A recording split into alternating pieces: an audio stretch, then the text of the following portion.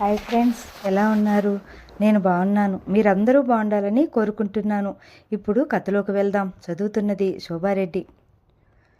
రాజుకి నువ్వేం పెళ్లి చేయనవసరం లేదు. దానికి తగిన సంబంధం చూసి మా ఖర్చులతో మేము చేస్తాం, సరేనా? నువ్వు వెళ్ళు. నీతో రావటం అసంభవం. నేను కావాలంటే అత్తయ్యకు ఉత్తరం రాసుకుంటాను. ఒక్క నిమిషం కూర్చో అన్నాడతను. అతని కంఠంలో పదునుగా ఉన్న ఆగ్రహం నాకు అర్థమవుతూనే ఉంది. కూర్చోను. ఒకవేళ కూర్చున్నా రాజుని పంపను. కూర్చో, వంటతను వస్తాడు. అతను ఏమైనా అనుకోగలడు. అనుకోని నాకేం అన్నానే గాని అప్పుడే లోపలికి టీ పెట్టి వచ్చిన వంటవాడిని చూడగానే హఠం చేస్తున్నట్లుగా నిలబడ్డాను. వంటవాడు టీ తెచ్చి మా ముందు పెట్టి వెళ్ళిపోయాడు. కృష్ణ టీ కప్పు తీసి నా చేతికందించాడు. నేను అందుకుని మళ్ళీ ట్రేలో పెట్టేశాను. తాగావా? నవ్వుతూ అడిగాడు. తాగాలని లేదు, సీరియస్గా అన్నాను. కృష్ణ కప్పు తీసి మళ్ళీ అందించాడు. నీతో చాలా కష్టమే సుమా. పాపం, కృష్ణ కొంటిగా అన్నాడు. నేను సమాధానం చెప్పలేదు. నేను ఇలా హఠాత్తుగా కారణం చెప్పకుండా మధ్యలో దిగి వచ్చేసినందుకు కారణం ఏమిటా అని శారద మనసులో పురుగులా తొలుస్తూనే ఉంటుంది. ఈరోజు కాకపోతే రేపైనా కలుసుకోవటానికి వచ్చిన ఈ వ్యక్తి ఎవరా అని ఆరా తీయకమానడు. ఇంతకీ నువ్వు చెప్పేదేమిటి? రాజుకి నన్ను సంబంధాలు చూడొద్దంటావు? టీ తాగుతూ సీరియస్గా అడిగాడు కృష్ణ. అవునన్నట్టు తలూపాను.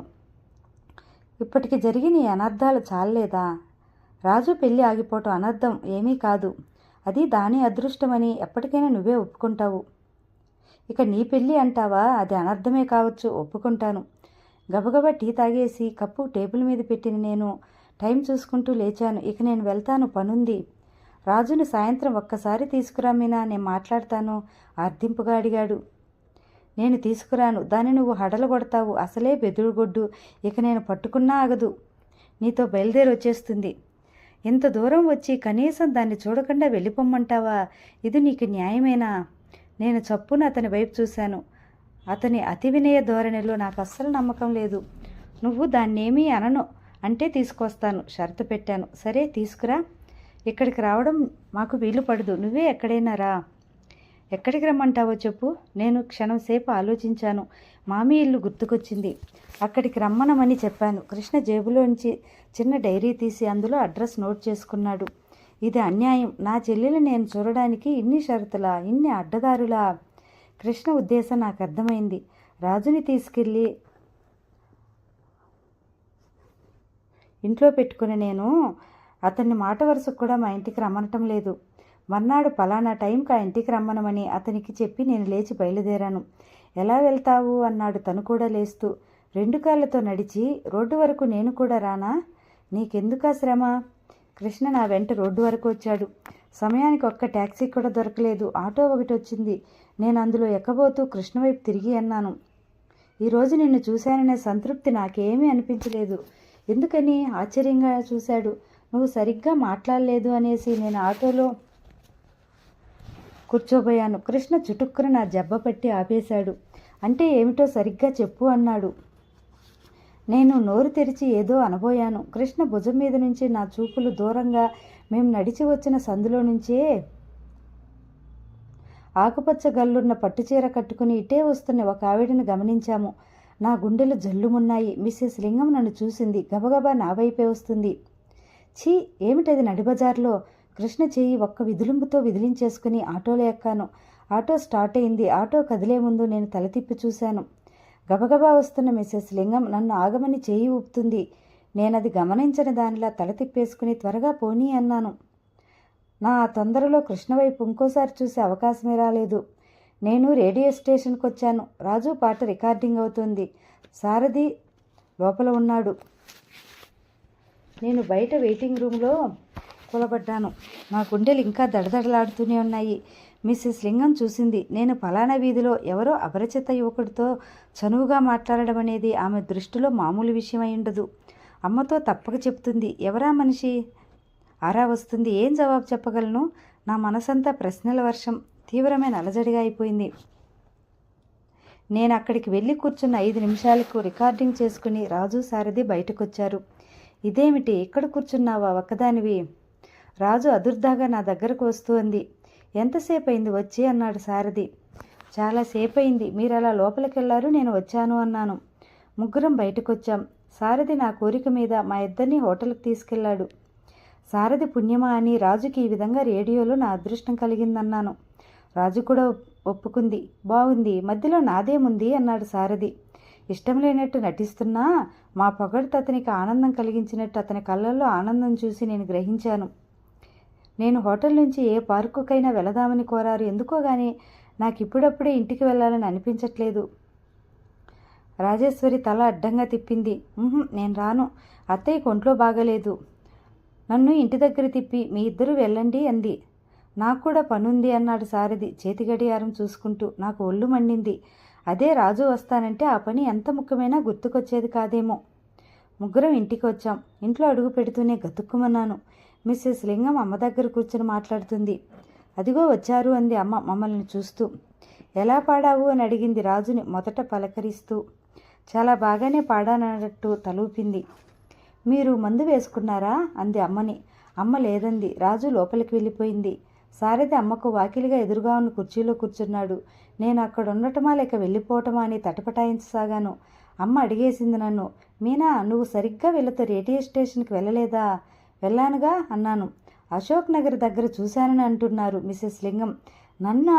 ఆశ్చర్యంగా చూశాను. నా గుండెలు ఆగిపోతాయేమోనన్నంత వేగంగా కొట్టుకోసాగినాయి. సారథి తలెత్తి నా వైపు చూశాడు. అమ్మ సారథితో చెప్పింది. నేనేమో మీనాని మీతో రేడియో స్టేషన్కి వెళ్ళిందంటాను.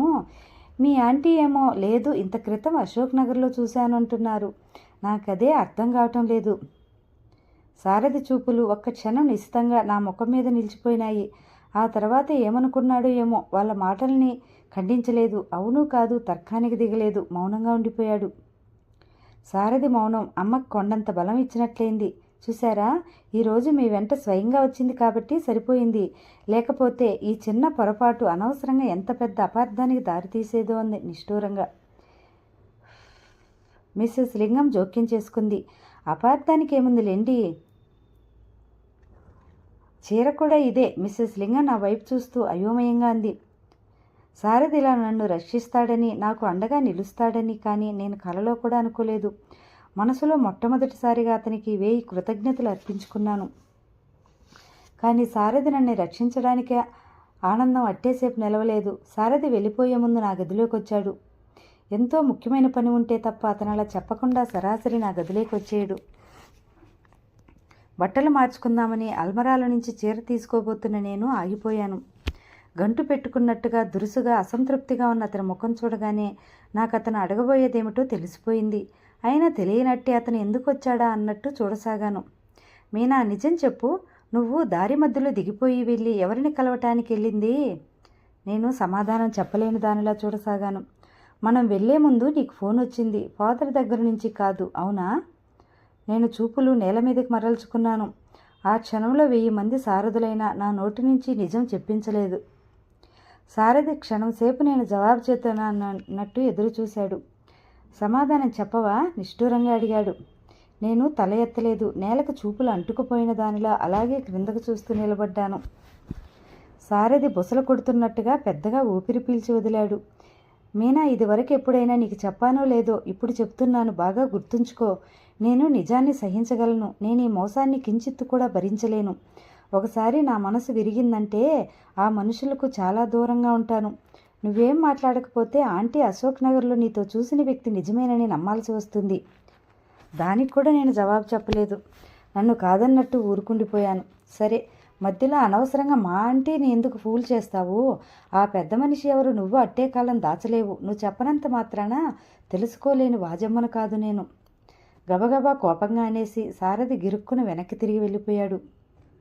నేను కొద్దిసేపు అక్కడ అచేతనంగా నిలబడిపోయాను.